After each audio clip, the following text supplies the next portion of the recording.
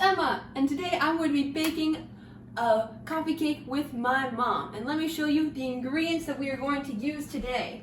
So, first we gotta make the base of the coffee cake, and we start out with Betty Crocker's Super Moist Yellow Cake Mix, Jell-O Instant Vanilla Pudding. We have some pure vegetable oil from Crisco. We have eggs from Martin's, and we are going to have buttermilk from Martin's. Malburger or Malurg, I honestly can't read the font on the buttermilk, but hey. And then we're also going to be using some sugar, some flour, and some McCormick ground cinnamon for the inside, and it's gonna be awesome. Let's get started.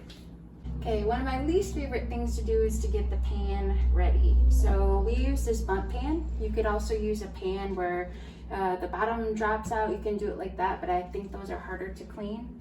So you could use a pastry brush to put the shortening on it. I like to just use paper towel because again, you could just throw it away rather than try to clean it. And you're gonna wanna flour it after you grease it. So I always get a little cup of flour because your hands are gonna be yucky after putting the grease on. So I just take some of the shortening and I kind of like try to spread it around a little bit to start with. And then once I have it kind of like that, then I use gloves because I don't like the feel of the grease. And then I try to get into all these little crevices. And you want to make sure if you have a pretty pan that you get into all the little bitty different parts. So while my mom is getting the pan ready, I'm going to do what she would call the fun part of baking and get the actual cake batter ready. So first I'm going to start with the cake mix, and my mom has a tip on this from years of practicing. Mom?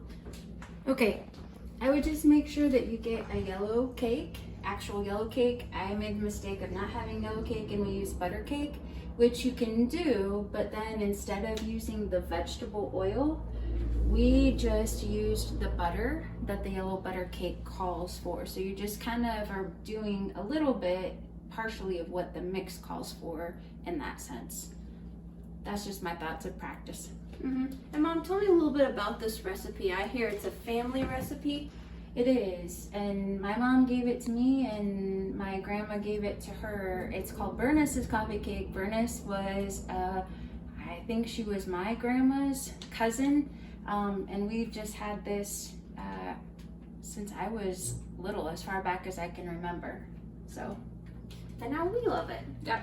We used to not love it. My older sister Katie and I used to not like the coffee cake just because we were always like chocolate fans, and now that we're older and more refined taste, we love it. Madeline, our camera person, do you love it? Yes. Good. All right, so gonna start with the cake mix. Got my trusty scissors and pour it in there. I should have made a bigger hole, but it does not matter what size hole, just as long as you get all of the cake mix in there. All right. Next, I'll just throw this away so the clutter is out of our way.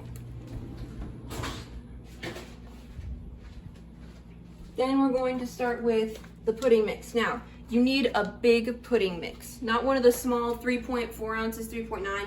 You're going to need at least a 5.1 ounce, and not the instant cooking. Yeah, make sure it's the instant, not the cook and serve, but you can use the smaller one. It'll just be less moist. And that's why we always like the big one. We like a moist cake. Opening the box, checking the expiration date. We just bought this, but always check your expiration date. I remember the other day we were making dinner and then some of the rolls were expired and we're like, great, now what are we gonna do for bread? Thankfully we saved it. So gonna put the pudding mix in there. And again, kind of shake the bag a little bit as you're pouring it out to make sure you got all of it in there. There we go. Next we are going to double check the recipe. We're going to need the buttermilk. Now, another tip. Mom, what is your tips on buttermilk? Because I know it can be weird. What should I do? Should I shake it?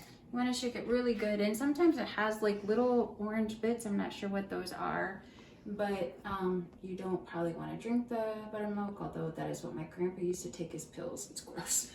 But shake it really, really good, and it will be a little bit lumpy and really thick, so don't freak out. That's just what it's supposed to be.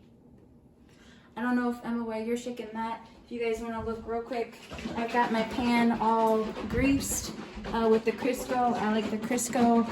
And then I just take my little cup of flour, and that way I have a little bit more control to get on this part up here, which is a little bit hard. I do it over the sink, and I try to kind of dust every area, and then you'll have that extra flour in there that I'll then shake around to try to make sure that I have it good.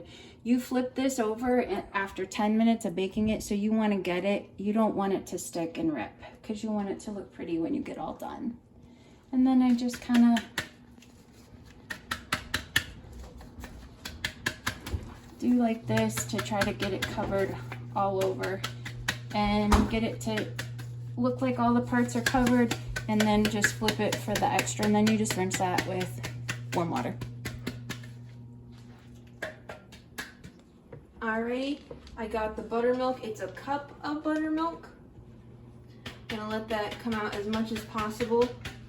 And because a lot of the buttermilk is gonna be stuck in the measuring cup, sometimes if you wanna go like just a smidge over the 1 cup line, that is perfectly fine.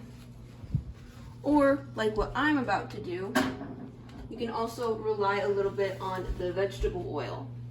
Now, Mom, doesn't the recipe technically call for, what is it now, like a salad oil? Yeah. Can you use either or? Vegetable oil, that's what that's what we've always used. Alright, so you can use either or, and you need 3/4 of a cup with that. And I am for the most part, I can be very particular, and I like to make sure everything is measured. It's a little bit blurry from the buttermilk, but I'm sure this is really exciting just watching me pour oil.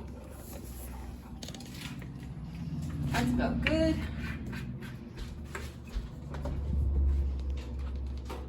And then we're going to pour in the oil, and it's also catching a little bit of the buttermilk as well.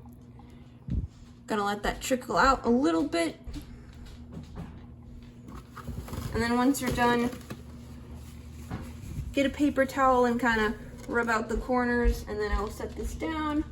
And I'll throw away the pudding while I'm at it. I'll get this out of your way. Oh, thank you. And then the last ingredient for the cake batter base, because we got the cake mix, the instant pudding, the salad oil, the buttermilk. Now we need to get the eggs. Now, our eggs are in our fridge. We have plenty of eggs because we love baking, and we get them at Martin's. They're the extra large. Mom, does it matter what size egg you get, or do you just get extra large? I always get extra large to get the most egg out of it, but especially since lately it seems like the eggs have gotten smaller. I don't know why. Even the extra large ones aren't very big, so I like those ones. All right, I'm going to pull these out, and this is a tip my mom told me about. When you pull them out, A, look for cracks, obviously. B, if it's kind of sticking to the carton, don't use it, because that means it's probably cracked. There's some kind of goop on it. I'm also very scared because I do not want to mess up the eggs. That one looks good. That one looked good. And I'll pull out a couple more. This one is looking good. You just double check your egg just to make sure there are no cracks, there are no goopy bits, nothing sticky on it. And if there are like some little clear areas, like, get a little zoom in on this egg, that clear area, that is totally fine. Our phone is ringing right now, and our phone system is that it's gonna say the name in just a second. Oh, maybe not. Camera person. My hands are dirty with eggs, so I can't open the fridge. Here we go. Thank you. Oh, Mom was just giving some bags, and I'm going to crack the eggs. You need 4 eggs for this, and I'm not the best egg cracker in the world, so we're gonna see how this is gonna go. You always, and just for my own sake, I like to have someone nearby to double check that there were no eggshells in there. Because oddly enough, it's the eggshells that make you sick. And you always kind of look back at the egg to inspect it to make sure all the eggshells are still kind of there. That's 1 egg.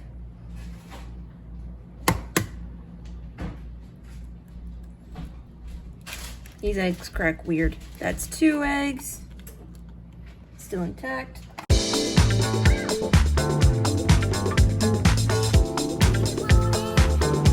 So Mom, would you please be my eggshell buddy?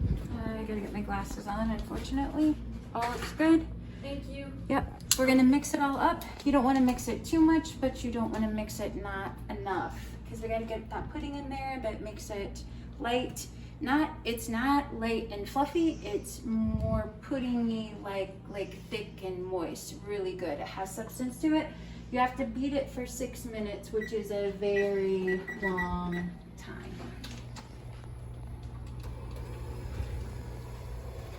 You want to do it on a lower speed to start with so things don't go flying and that you get your stuff mixed up. Get everything all together and lots of liquids. So get that going, and then you can speed up your mixer a little bit. All right, as you can hear, my mom is still mixing in the background, so while she mixes, I'm going to make what goes inside the cake. It's kind of like a little bit of a swirl. So, got my pretty pink bowl right here. So first I start out with 2 tablespoons of flour. Kind of rub it against the edge of the thing, kind of make sure that it's actually 2 tablespoons. So we got 1, and then we got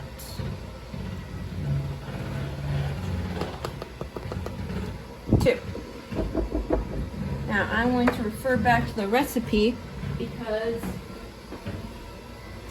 you always want to look at the recipe to make sure you're doing everything correct, even with classic recipes. So it calls for 1/2 cup of sugar. I can get the flour lid shut. There we go. So got my 1/2 cup. Mom, aren't these the measuring cups you got when you got married? Yeah, pretty much everything we have is what we got when we got married. You need to have like a half your wedding time shower again, so you can get new pots and pans and measuring cups. Yes. Totally agree. And then you can invest that in me as well. So 1/2 cup of sugar in there. And then we're gonna kind of beat that out just a little bit, and then we're going to put the ground cinnamon in. These kind of ground cinnamon, you can, sometimes there's 2 sides where you can like open it up. It can be these, or it can be like just pour it all in, but I like to kind of take the whole lid off, just so it's an easier pour. It might get a little bit messy because I can be a little messy with these things. You should see me try and pour salt. That's fun. We are not going to in this video, but it is optional to put in some chopped pecans. How about we ask Mom? Mom, what do you think of the chopped pecans in this if we were to put them in the cake? I love the pecans, and you want to do really finely chopped ones, not like, not too big. Almost like what you would put like a topping on a ice cream or something like that. However, Alan, my husband, doesn't like them as much, and the kids did not like them, so we got used to not having them in there, but it's really, really good. And I also, sometimes the whole thing of cinnamon was a little bit much to me, so you can pull back on the cinnamon. You could change the nuts that you put in it if you wanted to, or no nuts at all is really good. I don't know if you want to look at this and you can kind of see the thickness, the consistency. We're just about done mixing of what that looks like. So it's a little bit thicker than a normal cake mix might be. And the best part is licking the beaters. And that was another thing I'd have to give up. If my husband was here, we would have to fight him for it. Usually now the kids win out, but you're not really supposed to eat cookie dough or batter because of the eggs, but let's be honest, everybody does because it's really, really good. And this is really, really good. Yeah, like who actually listens to those mornings? People like to live on the edge. Emma, I don't think you're somebody that lives on the edge. Yes, I am. We went to a movie theater on a school night like 5 years ago. That was the edgiest thing I ever did. As edgy as we get. Yes, it is. And I'm almost done with this. Maybe you should take up piano at a late age, Emma. Oh yeah, definitely. This is the inside, just kind of mixing it up with the tablespoon. You can also get a real spoon or anything you want really to just kind of mix it up. Just kind of make sure it's just thoroughly mixed. You see some kind of the bigger flour lumps in there, so just kind of smoosh them a little bit. Make sure everything is all mixed together. And this is one of the fun parts to me, at least, because one, we're gonna get that pan out, and we're gonna ladle in the batter, half the batter, then put half of this in there, then ladle in the rest, and then half of it, and then we're gonna swirl it. And I love swirling. Emma is the best swirler. Mom, why don't you tell some of the people what could happen with the swirl, like when it gets really hard? Yeah, I found if I don't swirl it right, and that's where Emma does a better job at it than I do. If you don't swirl it right, when you mix all of the dry into your wet mixture, and we'll show you how to do that in just a second, all of the, especially if you use the nuts, and the sugar can get together, and when it cooks, it just makes like a hard lump in there rather than disperse really good. So that's where you want to make sure in a minute when Emma does that to not touch the bottom of the pan with your knife when you swirl. You don't want to break the protection that you have on it.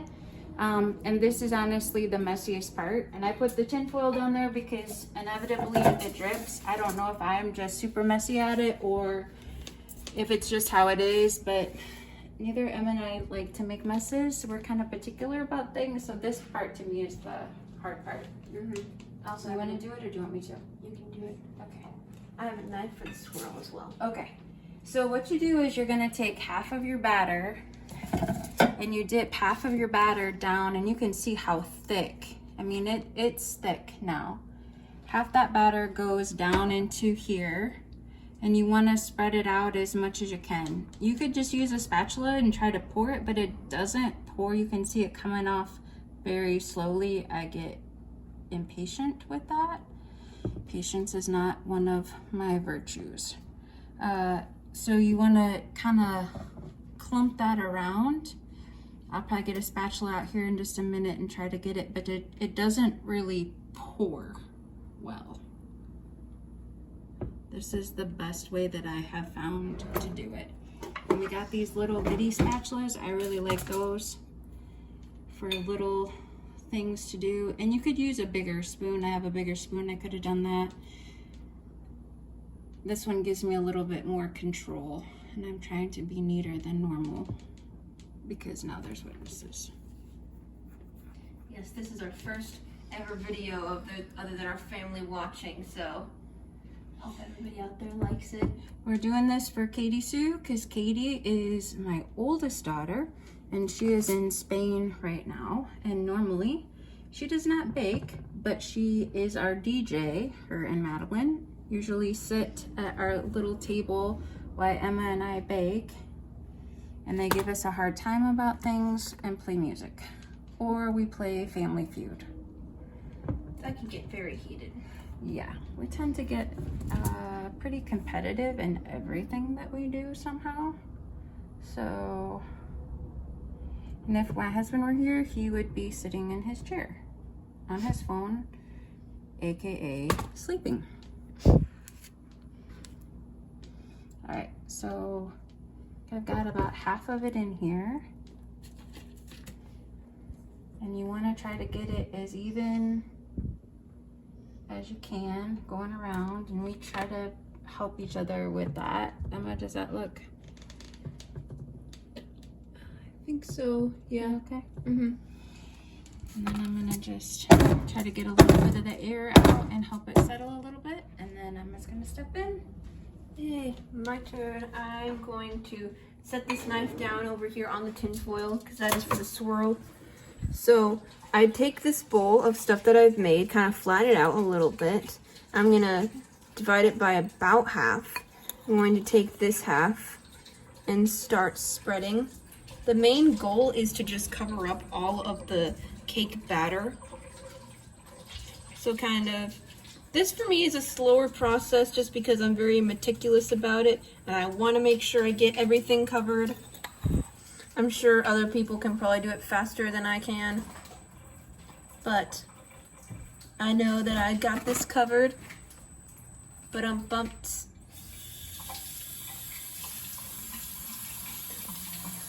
You can use the tablespoon that you were using, or you can get out another spoon. I'm just going to use the tablespoon right now, just because I already got it out.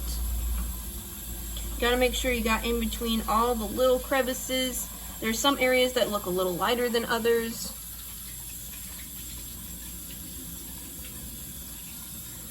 Honestly, getting right along the edges is probably the hardest part. There we go.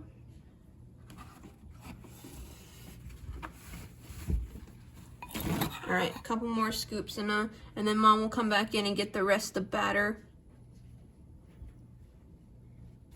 That looks about covered. Gonna go over a couple of the lighter areas that I'm seeing over here, mainly around the edges.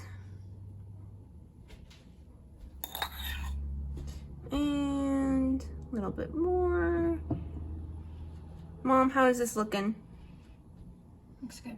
All right. Mom's turn.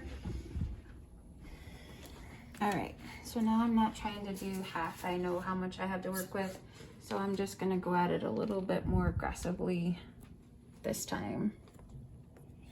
And I would really suggest using a big bowl like what we have. Even though it doesn't fill the bowl, when you're mixing it, it gives you more room to work with. I've tried making it in smaller bowls and it was kind of hard. So it ended up making more of a mess. If you have a bigger dipper, that probably would work better. I'm gonna kind of just scrape it in now, and then I'll get my spatula back out. I have been trained to leave some in the bowl because the same people that like to lick the mixer things also like to lick the bowl. So, but today we will clean everything out really good. Okay, Madeline is giving me a really bad look, so I will leave some in the bowl, but not quite as much as there's in there right now. So you want to try to get this, and you got to be a little bit more careful with this layer in the sense that you don't want to disrupt the cinnamon yet and the sugar that's in there. So I'm going to try to get all of that covered well. And you'll kind of learn if you get a little more than half the first time, that's okay. You just get what you have, and when you swirl it, you're going to take everything a little bit deeper, so that'll mix it up for you good. Try to get that covered up evenly again. Get it to the edges, but try not to go above the edge. Spot is being stubborn.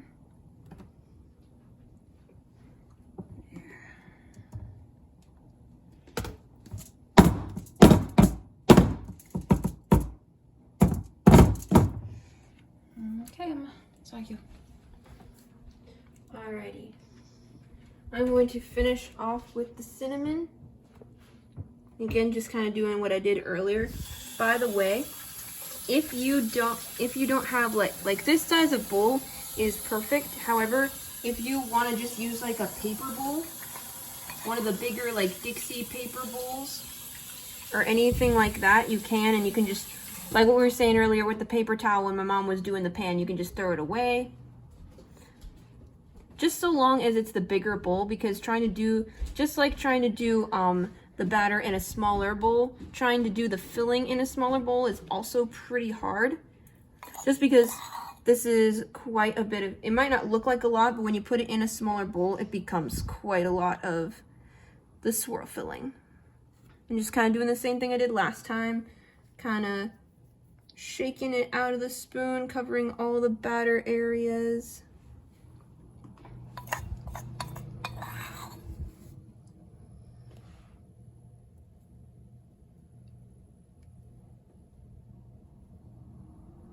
Again, the crevices are the hardest ones, and I might have a little less than half over here, but honestly, with the filling, you might want to try and get it as even as possible, just so then you make sure you have enough.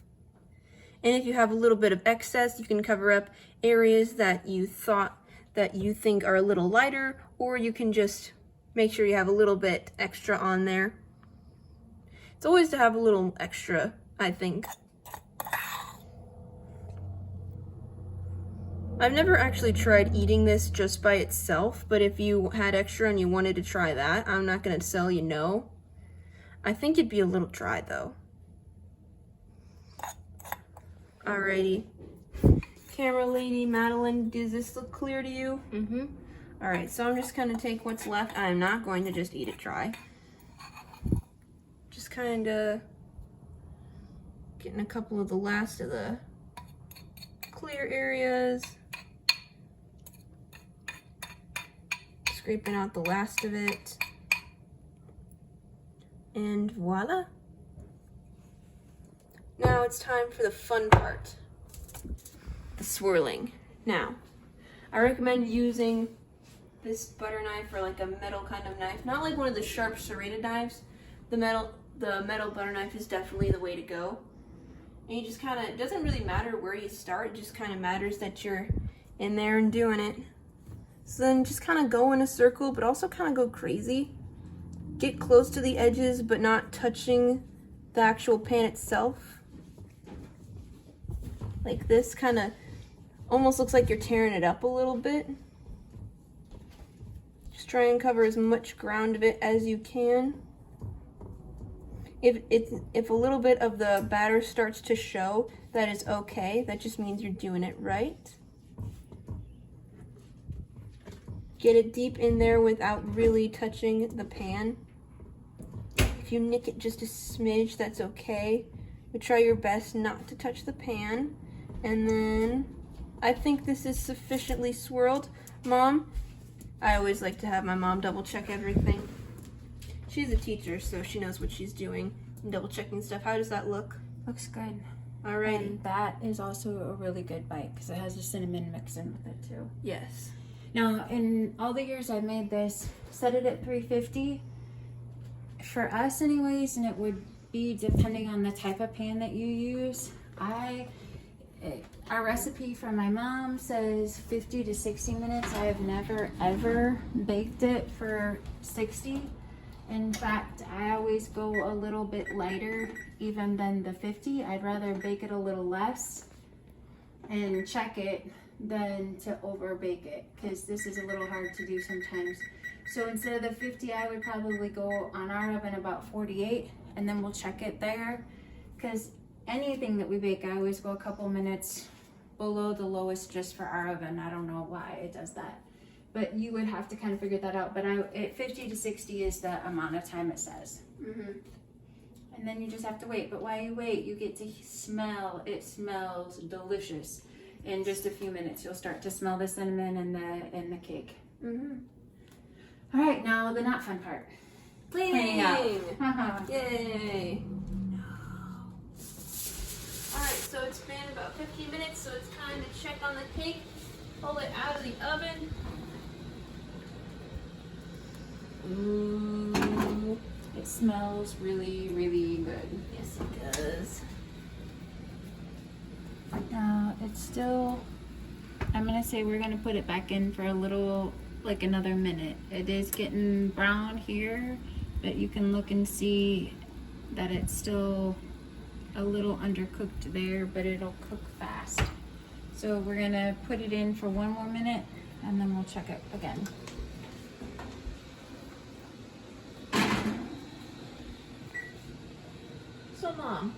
would you say would be the best way to check if a cake is cooked after you take it out of the oven? Well, normally we would use the toothpick and you want it to come out clean. This sits for 10 minutes, so I pull mine out when it's still got a little bit, like you might think, well, I need to leave it in there a tiny bit longer. I pull it out sooner because it'll cook some setting, kind of like when you let your meat rest. When you pull out your, or fry your burgers and let it sit for a minute, or other meat that you cook, because it's gonna cook a little bit in the pan still in that 10 minutes, and that 10 minutes is gonna let it kind of firm up so that you can slide it out easily, but you don't wanna let it sit too much further past the 10, otherwise it might, if it did stick in places, it might be really hard to get it back out. So we'll check this one more time, and then we'll let it set for 10 minutes, and then we'll flip it. It's like a Happy New Year thing, watching the clock. And then This is our meal. We always have, always make a coffee cake. Now it's funner for me because I can make it with somebody, but make a coffee cake for Thanksgiving for sure, and on Christmas Eve for Christmas morning, and have had that since I was a little girl. Now I slide that out. It's still got a little bit of tiny, and I don't know if you can tell, but on the top it still looks a little bit. I would probably put it back in for maybe like 30-45 more seconds. That's just me. We don't want to overcook it, but you do want to make sure that it is done. So we'll set that in 30 more seconds.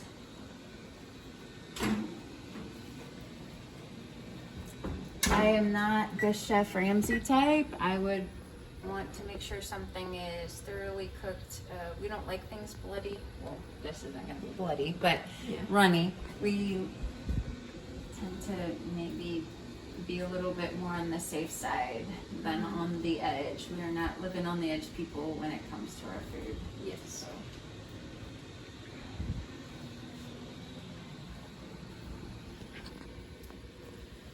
And when you're watching the clock, it seems to make it a lot longer. But those few seconds do make a difference. All right, I'll go ahead and let's pull it out. And we'll leave it out for sure and shut off the oven. Normally, like, if you have something, you're not gonna set it right on the oven because the oven's still hot. But because we want this to cook just a smidge bit more in here, we're gonna leave it right there. We're gonna set it for 10 minutes. And after that 10 minutes, then we'll pop it out of the pan. All right, so we waited our 10 minutes. If you can see, whatever looked not cooked is all cleaned up here. It's kind of shrunken down a little bit. So we're gonna flip it over onto, we like to use like a cake pedestal thing, a glass one so you can see it. So Emma's got that, so you just take that, put it directly over here, and you can see right there it went over the edge just a little bit. That's gonna hold it back, so I'm gonna push it back a little bit. Now there's gonna be some cinnamon and sugar that's loose. The cake pan is still really hot. You could use your oven mitts. I just use a couple paper towels because they are gonna get a little bit of cinnamon and stuff on them. I always do mine over the sink because some of it will fall away. Take it, flip it over, set it down on the counter, and then remember that's gonna be a little bit warm. Came straight up and out. There it is. You can see the layers of the cinnamon. If you look from the top, you can see in there too. And then we like to cut it with a plastic knife. It just seems to not stick to it, so I'll let Emma cut it and you can see it from the inside. Alrighty. And with the ridges, it's really nice, so then you kind of have like a little bit of cut right here for the perfect piece kind of thing. The outer bit might crumble just a little bit since it's so nice and warm right now. Ooh, guys see the steam coming out? Let's see how I did on that swirl. You can see if you pull back, you can see this too a little bit. Looks good, all mixed in. You can see it's hot. This this is the best time to eat it. I'll cut 2 slices.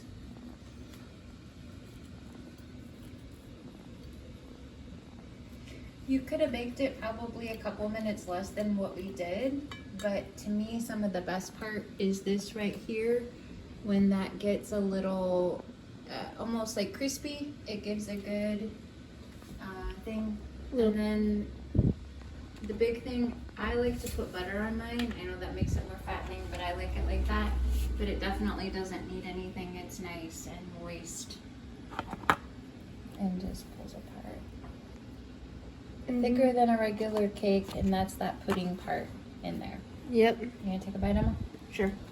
It's hot. Yeah. Burn taste buds, but it's worth it. I'm gonna get the crispy part with the cinnamon. Perfect. Very good. Hope you guys enjoy. Bye. Hopefully see you next video.